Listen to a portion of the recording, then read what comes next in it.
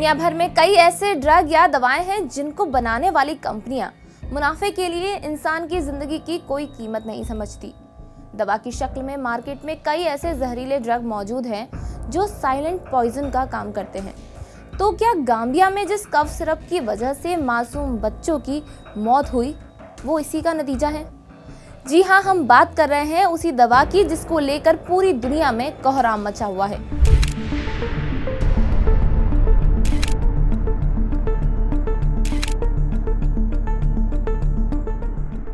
Gambia में 66 बच्चों की मौत के बाद WHO ने भारत की फार्मास्यूटिकल कंपनी के बनाए 4 कफ सिरप को लेकर अलर्ट जारी किया है। WHO ने कहा कि इन सिरप के इस्तेमाल के चलते ही बच्चों की मौत हुई। ये प्रोडक्ट मानकों पर खरे नहीं है।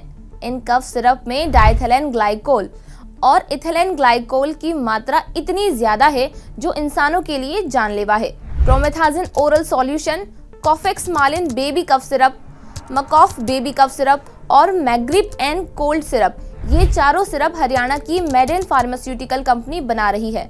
ऐसे में कई सवाल खड़े होते हैं कि वो कंपनी जहां इनका प्रोडक्शन हुआ वो भारतीय है, तो क्या ये कफ सिरप भारत में भी बिक रहे हैं? क्या वाकई ये इतने खतरनाक है? तो आपको बता दें कि All India Organisation of chemist and druggist के राजीव सिंघल बताते हैं कि अब तक की जानकारी के मुताबिक ये मेडिसिन भारत में नहीं बिक रही है, जो कि सबसे हैरान करने वाली बात है।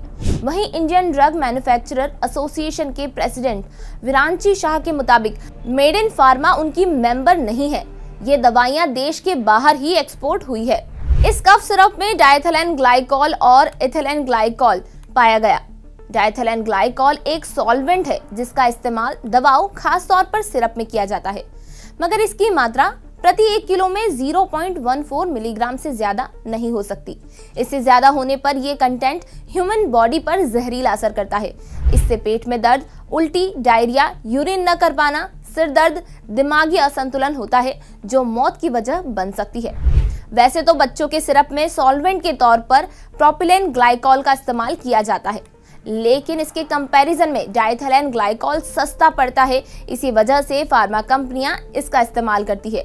लेकिन ये पहली बार नहीं हुआ है कि इन सॉल्वेंट से बड़ी तादाद में मौतें हुई है। भारत में इससे पहले इन केमिकल कंपाउंड की वजह से त्रासदी आ चुकी है। 1986 में मुंबई की एक अस्पताल में कई मरीजों को इलाज के दौरान ग्लिसरीन दिया गया था। इसके बाद किडनी फेलियर की वजह से 21 मरीजों की मौत हो गई। जांच में पाया गया कि उन्हें दिए गए ग्लिसरीन में डाइथिलेन ग्लाइकोल मिला हुआ था। साल 2020 में चंडीगढ़ PGI के डॉक्टरों ने सेंट्रल ड्रग अथॉरिटी CDSCO को एक कफ सिरप कोल्ड बेस्ट की शिकायत की थी। इस कफ सिरप के इस्तेमाल से जम्मू कश्मीर के उधमनगर में 12 बच्चों की मौत हो गई थी। इस कफ सिरप में भी डाइथिलेन ग्लाइकोल मिला हुआ था। डाइथिलेन ग्लाइकोल और इथिलीन ग्लाइकोल कंपाउंड का दवाओं में इस्तेमाल अमेरिका, ऑस्ट्रेलिया और यूरोप में बैन है, तो भारत में अब तक ऐसा क्यों नहीं है? इस सवाल का जवाब तलाशना मुश्किल है, लेकिन ये लापरवाही आने वाले वक्त में इंसान की जिंदगी के लिए कितनी घातक हो सकती है उसका अंदाजा लगाना मुश्किल है।